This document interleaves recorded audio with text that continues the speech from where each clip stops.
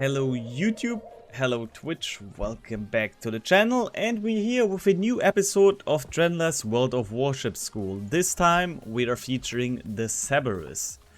Tier 10 Australian or Commonwealth cruiser that is mainly known for having very good fire chance, decent reload, good smoke firing penalty, and it's all about the smoke crawling, plus it's the hard counter cruiser when it comes to submarine combat.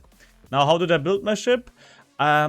I went a bit differently than with some other cruisers. I want to maximize the smoke duration, the hydro duration, and so on the ship to get the most value out of the farming you will achieve with this ship. So we have the main gun armaments, then we have hydro, acoustic surge, smoke generator. Alternatively, you can also run aiming system 1. You don't need to run submarine surveillance as you will have that off cooldown from the beginning anyway.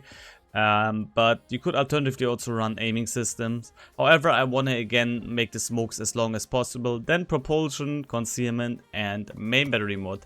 When it comes to my captain, I'm using John Augustine Collins, the special captain of the Commonwealth. And here, same factor, we go full on the duration and the consumable preparation time in between. So basically, we want to get our smoke screens as fast and as we can again if they are on cooldown, and we have again another 10% up. That then in addition to this, we want to buff the fire chance, top grade gunner because we played usually fairly aggressive, concealment expert, superintendent for more consumables as you have a lot of them, AR, Cerberus because the Cerberus sucks on this boat, and gun feeder in case we have to switch to AP. And let's take out this absolute beautiful ship into a spin. Now, one thing you should know about this boat is, or about the captain on it is, with each 60,000 damage we'll achieve, you get 5% longer cooldown, longer consumable duration, and you get 2% speed boost permanently, pretty much. So, especially with a ship like this, a Cerberus, which is known to farm quite high damage numbers, you will be able to get nearly 3 minutes out of smoke screen. It's absolutely crazy as soon as you go close to 120k and more. This can be triggered 3 times. So if you for whatever reason reach 180k damage, you will have 15% longer consumables. By then you probably have only 1 or 2 left, but still it can help. And you will have a 6% speed buff, which should not be underestimated, as the Cerberus has already a really good base speed of 35.7 knots. So you're going around 6% more, it's around 38-ish, which is pretty good, honestly. There we go. What do we have here? We have a submarine game, perfect. This thing, again, super hard counter to submarines, 8 km of submarine surveillance, 3 drops, and we have a range of 11 km, just like battleships. Standing by for instructions, over. I'm gonna play it between the Holland, and usually I like to play it here more than here, but we're gonna help our submarine a bit on the cap, and the Holland is also going more here, so we position ourselves here-ish instead of here. Always adapt to your teams a bit, because there's no help if you go somewhere alone and then die desperately there without any help. We also, okay, Ohio's there.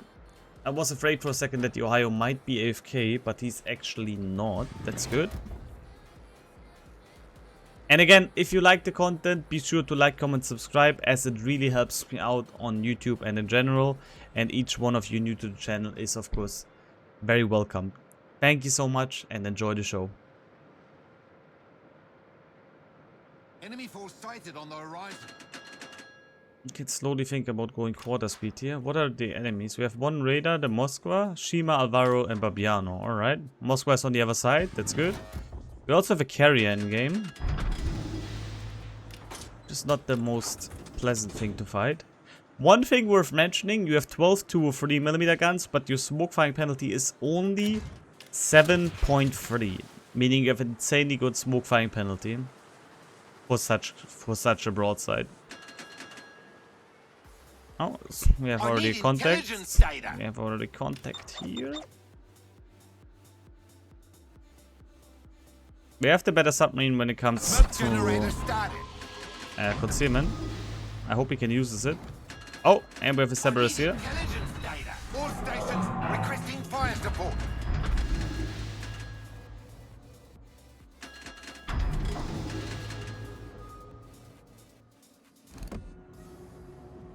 Enemy cruiser. One thing worth mentioning, the AP is not too shabby as well, especially at closer ranges. You can get a lot of sits on cruisers with the ship, so keep that also in mind. In fact, I'm gonna switch to AP because the guy is just completely broadsiding here.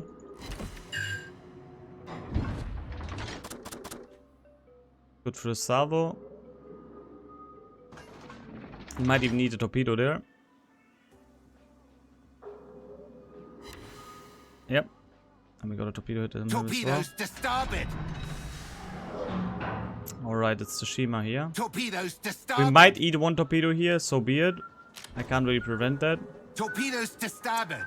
We could, if we had our submarine a bit more aggressive and the Haaland, we could spot these enemies though. Hull breach.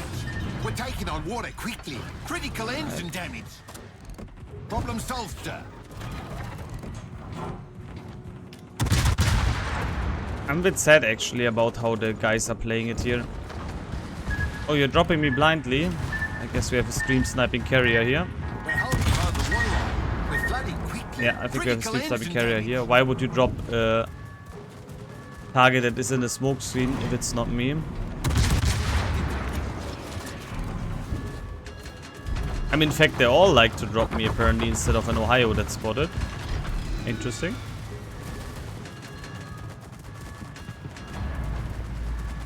Well, we have to disengage here. We have to play it now. With the scenario that we have here, we have to play it extremely careful. And we have to already go into the defensive approach for this battle. But that's okay. I'm gonna DCP my engine as soon as I can. There we go. That Cerberus player is pretty bad. He beached Problem there. solved, sir. The Mecklenburg has no fire prevention. That's also really, really good for us. And DCP's instantly one fire. Smoke screen set. Okay, pretty questionable. Gonna rotate here. Our first smoke screen is over. We couldn't really utilize it too much, unfortunately. But that's also partly due that we don't see anything here. We got a torpedo hit, nice. Now, the enemy is still outnumbering us quite a bit here, so we're gonna still play defensive. There's no need to rush us in at the moment. And I'm gonna help my Ohio against the Mecklenburg there.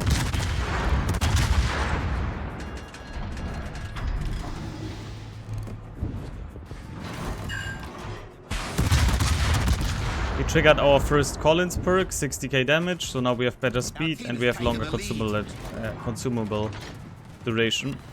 Very, very nice.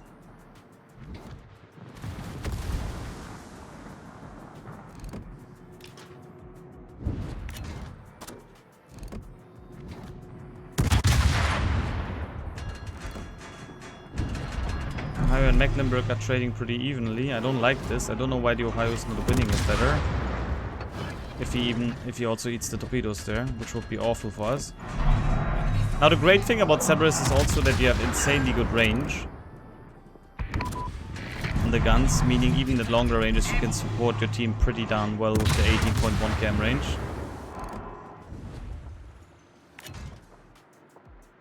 We also know now where the submarine is, which is also some fantastic news. Enemy cruiser sighted.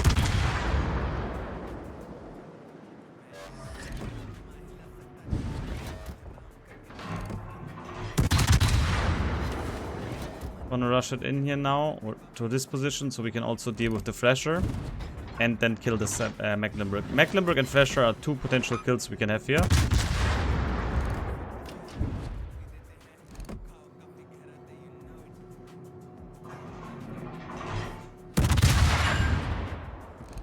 Unfortunately, our Ohio's not gonna make it by the looks of it.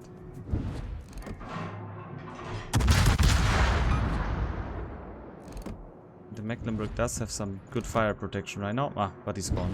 Nice. There we go. Destroyed an enemy battleship. We spotted an enemy submarine.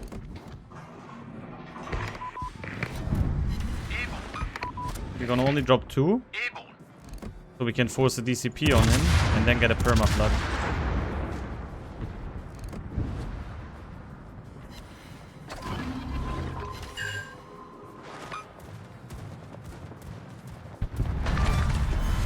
Enemy cruiser destroyed. Now we're gonna use our submarine surveillance. He DCP'd. Enemy destroyed. And Awaiting instructions. Airborne. we're gonna get a kill on the Thresher as well. Very, very nice. Pretty straightforward, I know. Again, you have 3 strikes. Only used, unless you can kill him guaranteed, only use 2. So you force a DCP on him, and then when he DCPs, you drop your 3rd one, so you get the perma-flood fires whatsoever. Whatever you can get. And with that, we have already destroyed 3 opponents out of 5 in this, on this I flank. need intelligence data.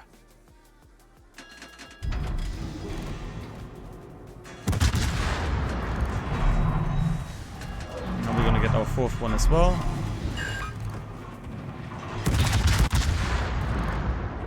Thanks to the carrier spotting, there's no problem in this.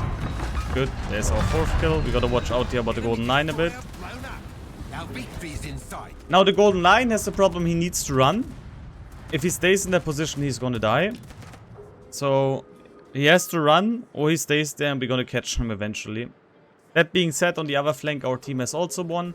And as you can see, adjust to the battle situation. There was no way how we could really push it here. Also, they were kind of sus when they went for me as the only target that wasn't really spotted. And then we went here and got the opportunity to kill the Mecklenburg and the submarine at once. And yeah, again, it's such a good ship when it comes to fighting against submarines. And also against all the other targets. You have that insane firepower. That means you get so much consistent damage over time.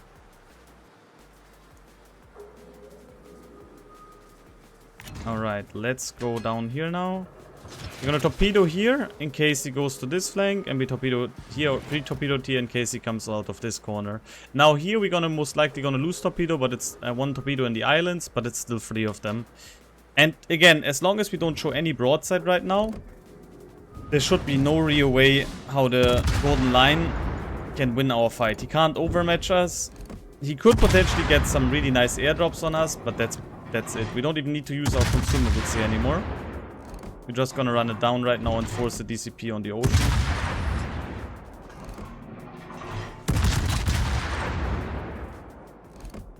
He's smoking up, alright. And now you will see that insane fire chance. Again, we have, what do we have, 21% here. And if that man DCPs, keep in mind, it's a Golden Line. That means each fire is ticking 60 seconds. So he will probably DCP as soon as he gets a fire on me. And then we're gonna get so many perma fires on him, it's gonna be crazy. Unless he explodes, of course, before it. Which he did. Never mind, didn't count in that one. Now, if the Ocean would have been full broadside here, I would have shot AP, as Ocean has basically no armor. And we do have 2 of these in here. But since the man is angled at the moment, we're just gonna spam the HE on him. And hopefully still get our 5th kill. Collins triggered the 2nd time. Very nice.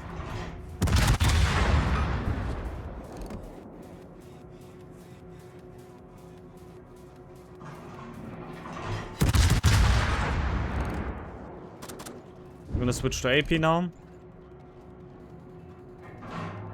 His automatic DCP triggered.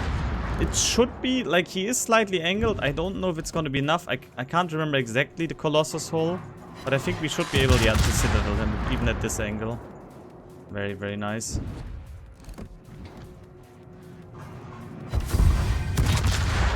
Okay, this is our last volley.